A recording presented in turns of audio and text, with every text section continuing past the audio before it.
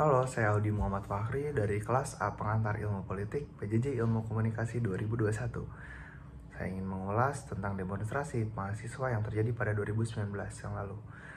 Unjuk rasa dan kerusuhan di Indonesia pada September 2019 silam merupakan serangkaian unjuk rasa yang dilakukan oleh mahasiswa, pelajar, dan jurnalis Indonesia untuk mendesak pemerintah membatalkan revisi Undang-Undang Komisi Pemberantasan Korupsi dan menunda pengesahan rancangan Kitab Undang-Undang Hukum Pidana atau RKUHP.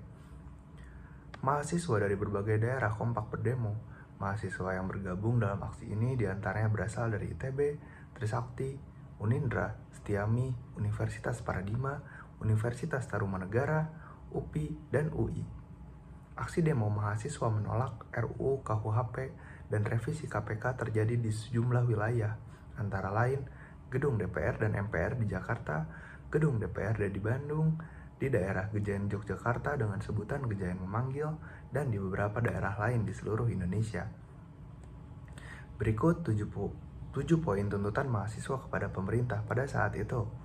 Yang pertama ada RKUHP. Poin pertama dari 7 tuntutan mahasiswa adalah mendesak adanya penundaan untuk melakukan pembahasan ulang, sebab pasal-pasal dalam RKUP dinilai masih bermasalah. Yang kedua ada UU KPK, revisi UU KPK. Pemerintah juga didesak membatalkan revisi UU KPK yang baru saja disahkan. Revisi UU KPK dinilai membuat lembaga anti korupsi tersebut lemah dalam memberantas aksi para koruptor. Yang ketiga ada isu lingkungan. Mahasiswa menuntut negara untuk mengusut dan mengadili elit-elit yang bertanggung jawab atas kerusakan lingkungan di wilayah Indonesia. Yang keempat ada RUU Ketenagakerjaan. Mahasiswa menilai aturan tersebut tidak berpihak kepada para pekerja. Yang kelima ada RUU Pertanahan.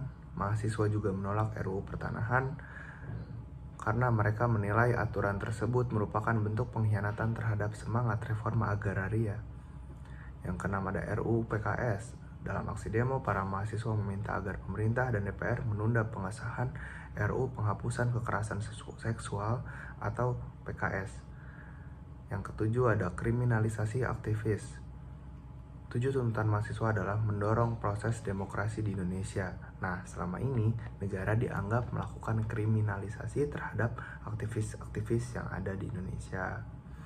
Menurut saya, kejadian ini merupakan bentuk dari partisipasi politik karena melibatkan banyak golongan, melihat kejadian pada demonstrasi tahun 2019 lalu mengingatkan kita pada tragedi tahun 98 di mana mahasiswa menjadi garda terdepan demi menyuarakan pendapatnya untuk NKRI.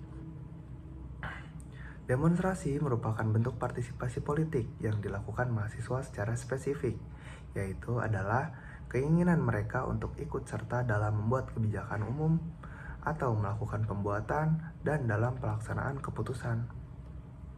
Dalam kasus ini, demonstrasi sendiri digolongkan dalam bentuk partisipasi politik non-konvensional atau konfrontatif, dikarenakan menurut para demonstran mengira bahwa pemerintahan atau institusi politik berfungsi buruk dengan mengeluarkan rancangan undang-undang tersebut.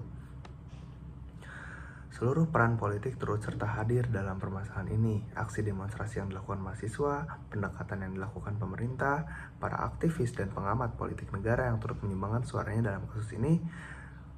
Ya, meskipun ada beberapa tragedi seperti kekerasan terhadap pengunjuk rasa kerap terdengar dan ditutupi oleh beberapa pihak, atau pengalihan isu yang dilakukan oleh para buzzer untuk meredakan maraknya aksi demonstrasi yang banyak membuat kerugian fasilitas umum. Terlebih dalam era digital ini membuat aksi ini cepat tersebarluaskan di media sosial dan bahkan banyak cyberaktivis yang ikut menyuarakan gerakan ini.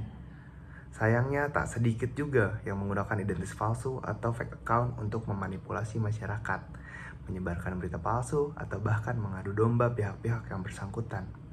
Meski demikian, kita tetap perlu mengapresiasi bahwa para pemeran politik sudah turut andil dalam hal ini, membantu memperlihatkan kita kepada pedulian bangsa ini dan keinginan kita semua untuk tetap harus maju.